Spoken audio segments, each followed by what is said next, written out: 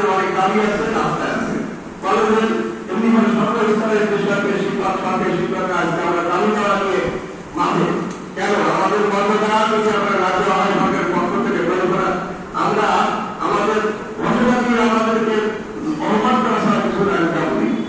আমি আজকের এই অনুষ্ঠানে আমাদের ব্যক্তিগত যারা আছে তাদের মাধ্যমে সরকারকে জানাতে চাই যে আমরা যে স্তরে যে শিক্ষক আমরা আছি, আমরা আমাদের ন্যায্য অধিকার পেতে চাই। কি বলেন আপনারা সবাই?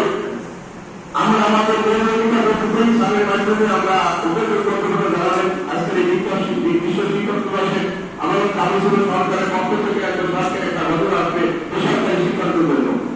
তো আমরা সেই প্রত্যাশা আশা করি। আর আমাদের দায়িত্ব আছে, শুধু আমরা সরকারি শিক্ষক আমাদের দাবি দেওয়া আমরা চাবো, কিন্তু আমাদের থেকে সরকার